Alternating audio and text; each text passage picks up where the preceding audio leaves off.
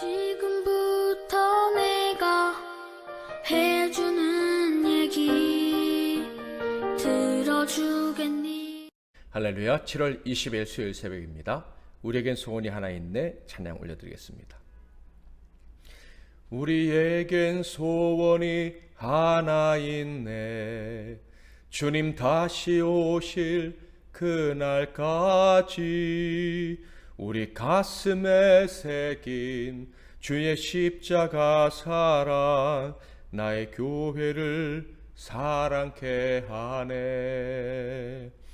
주의 교회를 향한 우리 마음, 희생과 포기와 가난과 고난, 하물며 죽음조차 우릴 막을 수 없네.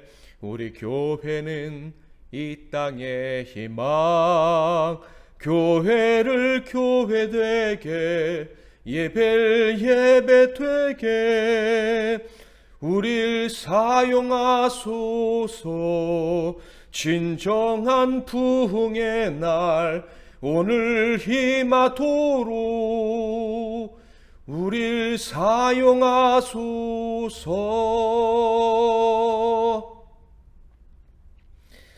오늘 하나님께서 주신 은혜의 말씀은 출애굽기 36장 8절에서 38절 말씀이 되겠습니다. 신약성경 출애굽기 36장 8절에서 38절 말씀 중에서 8절 한 절만 봉독해 드리겠습니다. 일하는 사람 중에 마음이 지혜로운 모든 사람이 열폭 휘장으로 성막을 지었으니 곧 가늘게 꼰 배실과 청색 자색 홍색 실로 그룹들을 무늬 놓아 짜서 지은 것이라. 아멘. 오늘은 성막은 어떻게 만들어졌는가, 성막은 어떻게 만들어졌는가라는 제목으로 하나님 말씀을 상고하겠습니다. 어렸을 적에 제가 좋아하는 것 중에 하나는 소위 조립식이라고 부르던 것이었습니다. 대개 아카데미 과학이라는 회사에서 만들어진 상품들이었는데 제품마다 크기가 다양한 박스에 담겨져 있었죠. 그 박스 안에는 수많은 플라스틱 조각들이 들어 있었습니다. 그 조각들을 하나하나 떼어 인내심을 가지고 연결시키면, 조립을 하면 멋진 작품이 나오는 것이었죠. 탱크도 나오고 비행기도 나왔고요. 기억에 남는 것은 큰 항공모함도 만들었었는데 모터까지 달아서 물에 띄워본 적도 있었습니다. 저는 어렸었고 기술도 없었죠. 그럼에도 불구하고 제 딴에는 엄청난 것들을 내가 만들었다 하는 그런 만족감을 가졌던 것 같아요. 그래서 아버지께서 퇴근하실 때 그 조립식을 사오시는 날에는 눈이 빠지게 기다렸던 기억이 납니다. 그런데 근본에 성막 제작 과정을 이렇게 묵상을 하면서 바로 이 조립식을 만들었던 때가 생각이 났습니다. 특히 금송아지를 만들었던 과정과 성막을 만드는 이 과정을 비교하면서 갑자기 조립식이 생각이 났던 거예요. 자, 그렇다면 금송아지는 어떻게 만들었는지 다시 한번 확인해 볼까요? 아론의 말을 들어서 확인해 보겠습니다. 출애굽기 32장 24절, 내가 그들에게 이르기를 금이 있는 자는 빼내라 한즉 그들이 그것을 내게로 가져왔기로 내가 불에 던졌더니 이 금송아지가 나왔나이다. 금송아지를 만든 구절은요, 단 한 구절이에요. 금송아지 때문에 얼마나 큰 고초를 치러야 했습니까? 그런데 금송아지를 어떻게 만들었나 보니까 딱 한 구절이에요. 그것도 아주 우연하게 만들어진 것처럼 묘사되어 있습니다. 아론이 금들을 받아다가 불 속에 던졌더니 금송아지가 나왔다는 거예요. 그러니까 이를 통해서 우리에게 무슨 말씀하십니까? 우상을 만드는 것은 아주 단순한 과정이었다 하는 거예요. 우상 숭배자들은 대단한 것처럼 그 우상들을 섬깁니다. 그러나 그 우상이 나오기까지는 아주 비계획적이었고 가치 없는 흔한 그런 과정을 통해서 만들어졌다라는 것을 말씀하고 있는 거예요. 자, 그런데 이 앞에 하면 하나님과 동행하며 하나님께 예배하기 위해서 만드는 모든 것들은 결코 간단한 과정을 거쳐서 만들어진 것이 없었습니다. 아주 복잡하고 정교한 과정을 거쳐서 만들어지도록 하셨어요. 말씀하신 대로 그 조립을 해야 되는데 말씀하신 그 부품들을 다 모아서 조립할 때 하나님이 원하시는 작품이 나왔다 하는 거예요. 성막을 지을 때도 마찬가지였어요. 이스라엘 사람들은 큰 그림이 없었습니다. 박스 밖에 있는 그림, 조립식 밖에 있는 그림이 없었어요. 하나님이 부품들을 하나하나 정교하게 만들라고 명하셨고요. 그리고 그것들을 다 만든 다음에 명령하신 대로 조립할 때, 연결할 때 하나님이 원래 그리셨던 그대로 만들어졌고, 사람들이 이것이 성막이구나, 이것이 법궤구나 라고 할 수 있었다 하는 것입니다. 그래서 모세에게 성막을 위해서 이것저것들을 준비해라 라고 하신 말씀을 볼 때 갑자기 저는 조립식이 생각이 났던 것이죠. 자, 왜 이렇게 세밀한 과정을 거쳐서 하나님은 성막을 만들라고 하셨을까? 우상이 나오는 것처럼 뚝딱 만드는 능력도 하나님 분명히 있으셨을 텐데 왜 이렇게 하셨을까? 우리가 그것을 생각해 본다면 여기서 큰 유익을 얻을 수 있으리라 기대됩니다. 하나님께서는 앞에서 모세에게 성막을 이렇게 만들어라 라고 말씀을 해 주셨죠. 자, 그런데 오늘 이 36장에 하나님 말씀하신 대로 만드는 과정이 기록되어져 있습니다. 그래서요, 성경 내용을 보면 앞에서 나온 내용과 다를 바가 없습니다.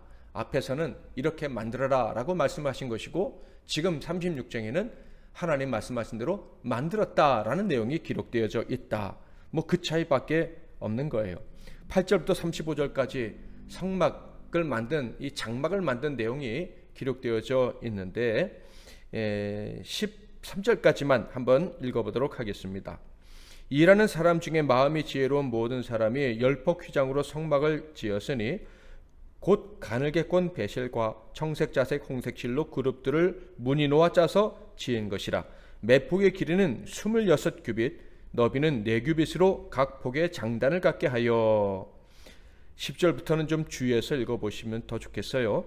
그 5폭을 서로 연결하며 또 그 5폭을 서로 연결하고 연결할 끝폭가에 청색골을 만들며 다른 연결할 끝폭가에도 골을 만들 때 그 연결할 한 폭에 골이 50개를 달고 다른 연결할 한 폭가에도 골이 50개를 달아 그 고들이 서로 대하게 하고 금 갈고리 50개를 만들어 그 갈고리로 두 휘장을 연결하여 한 막을 이루었더라. 성막을 지을 때 막이 여러 개가 있었는데 그 중에 하나의 막을 만드는 과정에 대한 설명입니다. 자, 그런데 이 하나의 막을 만들 때 아주 가장 많이 사용되는 단어가 있어요. 바로 7번이나 등장한 연결이라는 단어입니다. 조립으로 바꿔도 그 의미가 손상되지는 않을 것 같습니다. 그러니까 하나님께서 여러 부품들을 다 만들라고 하시는데 연결할 준비를 하고 만들라고 하신 거예요. 그래서 그렇게 연결할 준비를 다 한 다음에 다 연결을 했더니 정말 하나님이 말씀하신 대로 만들어졌다 하는 것입니다. 여기서 우리는 성막을 통해서 주신 아주 중요한 교훈들, 특별히 하나님 마음을 알 수가 있어요. 그 뒤에 38절까지 나오는 말씀이 다 이 연결이라는 단어를 아주 중요하게 사용하고 있는데요. 자, 이 성막을 만드는 과정을 통해서 주시는 교훈, 하나님 마음, 이런 것들을 좀 살펴보겠습니다. 첫째로 성막을 아주 작고 세밀하게 조립하도록 하셨다 하는 것을 알 수가 있는데 그 이유는 이스라엘 백성들이 이동할 때 조립과 해체와 운반이 쉽도록 하게 하심이었습니다. 지금 이스라엘 백성들의 상황이 어떤 것입니까? 여행 중에 있습니다. 나그네 길을 걷는 상황에 있다라는 거예요. 가나안 땅을 향해서, 약속의 땅을 향해서 여행하는 나그네다 하는 거예요. 하나님 바로 이 나그네들인 이스라엘과 동행하시는 거예요. 이스라엘 사람들은 계속 이사해야 돼요. 그러면 하나님이 그들과 함께 하시겠다면 하나님도 이사하시기 좋은 집에 사셔야 하는 거예요. 그래서 분리와 조립과 운반이 쉬운 성막을 짓되 조립식으로 짓도록 하셨다 하는 거예요. 하나님이 이스라엘 백성들과 언약을 다시 맺으실 때에도 아주 중요한 율법을 다시 한번 강조하셨어요. 그것이 바로 안식일을 지키라 하는 것이었습니다. 이것이 무슨 뜻입니까? 하나님은 너희에게 안식을 줄 수 있다라는 뜻이에요. 하나님께 순종하면 안식을 누릴 수 있다라는 것입니다. 그러니까 하나님이 주시기 원하시는 것은 고된 노동이 아닌 거예요. 하나님을 섬기기 위해 죽도록 고생하는 것, 이것은 하나님의 생각에 전혀 들어있지 않는 거예요. 우상들은요, 자식을 바치기도 하고 전 재산을 팔고 자식까지 다 버리게 만들기도 합니다. 그러나 하나님은요, 이스라엘 백성들에게 쉼을 주시기를 원하시는 분이에요. 행복을 주시기를 원하시는 분이에요. 자손 만대 복을 누리기를 원하시는 분이다 하는 거예요. 그러니까 하나님이 집을 거대하게 지으셔서 이스라엘 백성들이 이사할 때마다 힘들어 해야만 하는 것, 그런 것을 결코 원하지 않으셨다. 하나님이 얼마나 그 백성들에게 쉼을 주시길 원하시는지 이 조립식 성막을 통해서 알 수가 있습니다. 둘째로는요, 성막의 부품과 그 용도들과 연결 방법을 자세히 알려주셨다는 것인데, 이것은 궁극적으로 한 사람이 얼마나 소중한 것인지를 알려주신 것입니다. 신약적으로요, 교회는 주님의 몸이라고 하지 않습니까? 예수님이 머리가 되시고 모든 성도들은 지체로 서로 연결이 된 것이 교회다 하는 거예요. 그래서 교회는요, 성도 한 사람 한 사람인 거예요. 성도들로 이어진 영적 공동체이지 건물이 아니다 하는 거예요. 천하보다 귀한 저와 여러분이 모여서 교회가 됐다는 사실 꼭 잊지 마시기를 바랍니다. 그러므로요, 이 교회에서는요, 한 사람도 잊혀져서는 안 되고 무시되어져서도 안 되는 거예요. 모든 존재가 함께 하나가 되어 한 몸이 되어 천성을 향해 같이 여행할 때, 그때 주님이 머리가 되셔서 인도해 주시는 것입니다. 하나님은 성막의 부품이 하나도 빠지지 않고 연결이 되도록 하셨습니다. 이는 교회가 성도들이 하나도 빠짐없이 연결이 되어야 완성될 수 있다는 것을 보여주신 거예요. 교회에 대해서 가장 잘 말씀해 주는 성경이 에베소서인데 2장 21절 22절을 읽어보겠습니다. 그의 안에서 건물마다 서로 연결하여 주 안에서 성전이 되어가고 너희도 성령 안에서 하나님이 거하실 처소가 되기 위하여 그리스도 예수 안에서 함께 지어져 가느니라. 아멘. 각 부품마다 의미를 부여하시고 소중하게 여기셨어요. 하나도 잊혀져서는 안 된다라는 것입니다. 하나님은요, 이스라엘 백성들을 이토록 소중히 여기셨다. 한 사람도 잃어버리기를 원치 않으신다는 하나님 마음을 이 부품들을 다 사용해서 하나도 빠짐없이 연결해서 교회를 성막을 지으라 말씀하신 그 하나님의 마음입니다. 세 번째로는요, 하나님은 이 성막을 아주 집중해서 짓도록 하셨습니다. 하나님 말씀을 하나도 빼먹지 않아야지 성막을 건축할 수 있도록 하셨다 하는 거예요. 만약에 하나님 말씀을 위해서 지키지 성막을 짓지 않는다면 어떤 일이 벌어질까요? 성막이 완성될 수가 없어요. 하나님이 지시하신 그 세세한 것들이 지켜지지 않았다면 제대로 된 부품이 나오지 않을 것이고, 또 순종하지 않는다면 부품을 빼먹을 수도 있을 거예요. 그러면 거의 완성된 것 같은데 갑자기 무너질 수도 있는 것입니다. 순종하지 않으면요, 하나님이 함께 하실 수가 없어요. 하나님이 그리신 그 완성도 그대로 나와야지만 하나님이 거기에 기쁘게 거하시고 그들과 동행하시며 그들을 인도해 주실 수 있는 것입니다. 그러므로 이스라엘 백성들이 하나님과 동행하기를 원한다면 언제나 집중을 해야 되는 거예요. 처음 만드는 과정에도 집중해야 되고, 그리고 다시 해체해서 다시 이동하고 또 조립할 때에도 집중을 해서 하나도 빼먹지 않도록 해야지만 하나님의 집이 완성되고 그들은 하나님과 동행할 수가 있게 되는 것입니다. 그러니까 성막의 부품은 앞서 말씀드린 것처럼 다 의미가 있어요. 하나님이 그 부품들을요, 지혜로운 자, 하나님의 영에 감동된 사람들을 불러서 만들도록 하셨습니다. 그리고 그 역할을 다 정확히 주셨어요. 그래서 그들이 함께 모여야 되는 거예요. 이는요, 교회 모든 지체들이 바로 각각의 은사가 있고 그 각각의 은사를 잘 감당해야지만 교회가 완성된다는 것을 보여주시는 것입니다. 한 사람도 자기가 얼마나 중요한지 잊어서는 안 되는 거예요. 한 사람도 이 주님의 몸된 교회를 위해서 내가 해야 될 일, 그 사명을 잊어버리면 안 된다 하는 말씀입니다. 오늘 말씀을 통해서 결국 모세와 그 백성들은 하나님이 거하실 성막을 완성하게 되었다 하는 것을 확인을 했습니다. 자, 그런데 하나님이 기뻐하시는 그 성막의 모양은요, 결코 크지도 않고, 그리고 그 만들어지는 방법은 운반이 쉬운 조립식의 방법이었다라는 것을 확인했습니다. 그 조립할 때 그 부품 하나하나가 아주 정교한 설교도를 가지고 있어서 하나라도 빼먹거나 잊어버리면 안 되었다 하는 것도 확인을 했습니다. 자, 이렇게 성막을 짓도록 하신 그 이유들 중에서 가장 중요한 영적인 이유를 찾는다면 무엇일까요? 바로 이 성막은 예수 그리스도가 머리가 되신 교회를 보여주신다는 거예요. 그 교회가 어떻게 세워질 수가 있는지를 예표해 주신다 하는 것입니다. 즉 모든 성도들은 완전한 교회가 세워지기 위한 거룩한 요소들이다 하는 거예요. 모든 성도들이 자기를 귀하게 여기신 하나님 마음을 알아야 되고요. 자기의 사명을 알아야 되고요. 성도들은 또 모든 다른 성도들을 귀중히 여길 줄 알아야 함께 하나님이 거하실 처소가 되고 하나님의 인도하심을 받을 수가 있다라는 것입니다.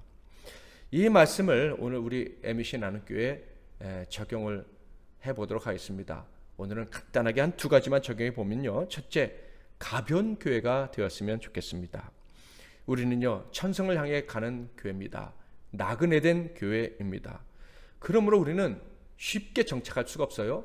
애굽이나 광야에 정착하며 산다는 것은 있을 수가 없습니다. 세상이 좋다고 이 정도면 됐다고 만족할 수가 없다라는 거예요. 이스라엘은 구름기둥과 불기둥이 움직이기 시작하면 짐을 싸고 그리고 집을 헐고 그리고 그것을 다 패키징해서 이사할 준비를 해야 했고요. 당연히 하나님의 성막도 그렇게 이사할 준비를 해야 했습니다. 우리 MEC 나눔교회는 하나님이 인도하시는 곳이라면 어찌든지 움직일 수 있는 그런 가벼운 교회로 주님 오시는 날 그날까지 머물 수 있었으면 좋겠습니다. 그리고 모든 성도가 순종하는 교회가 되어야 하겠습니다. 모든 성도들은 자신을 얼마나 귀하게 여기는지 알아야 되고요. 다른 성도들을 또 하나님이 얼마나 귀하게 여기시는지 알고 함께 연결되기 위해서 최선을 다해야 할 것입니다. 그 연결되는 과정 속에서 한 사람 한 사람의 영혼이 중요하다는 것을 알아야 될 뿐만 아니라 각자가 자기에게 주신 사명이 얼마나 중요한지 알아야 할 것입니다. 우리 모두가 온전히 하나님 말씀에 그렇게 순종함으로 완성된 교회를 이루어야 할 것입니다.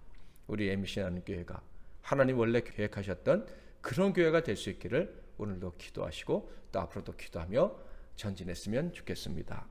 우리에겐 소원이 하나 있네 찬양하고 기도하겠습니다. 우리에겐 소원이 하나 있네 주님 다시 오실 그날까지 우리 가슴에 새긴 주의 십자가 사랑 나의 교회를 사랑케 하네. 주의 교회를 향한 우리 마음 희생과 포기와 가난과 고난 하물며 죽음조차 우릴 막을 수 없네. 우리 교회는 이 땅의 희망 교회를 교회되게 예배 되게 우릴 사용하소서. 진정한 부흥의 날 오늘 임하도록 우릴 사용하소서. 성령 안에 예배하리라 자유의 마음으로 사랑으로 사역하리라. 교회는 생명이니 교회를 교회되게 예배를 예배되게 우릴 사용하소서. 진정한 부흥의 날 오늘 임하도록 우릴 사용하소서. 아멘. 오늘도 하나님 말씀 붙잡고 기도하시고 승리하시는 하루 되시기를 바랍니다. 제가 먼저 기도하고 여러분 각자 기도하시고 하루를 시작하십시오. 기도하겠습니다. 하나님 아버지, 우리에게 완성된 교회, 그 영광스러운 교회 시대에 살아가게 해주시니 감사합니다. 이 놀라운 교회에 속한 우리 자신을 늘 기억하고 한 영혼을 소중히 여기고 우리에게 주신 사명을 귀하게 여기며 성도들과 연결되기를 늘 힘쓰며 살아갈 수 있도록 은혜 허락하여 주옵소서. 마지막 때 우리 MEC 나눔교회가 하나님이 참으로 기뻐하시는 교회가 되게 하옵소서. 이 일을 위해서 우리 성도들이 얼마나 마음을 다해 헌신하는지, 사랑을 담고 하나님의 교회와 성도들을 사랑하는지를 기억해 주시고, 그 영광스러운 나라를 위해 애쓰는 모든 성도들에게 하늘과 땅의 모든 복으로 채워 주시옵소서. 예수 그리스도의 이름으로 기도하옵나이다. 아멘.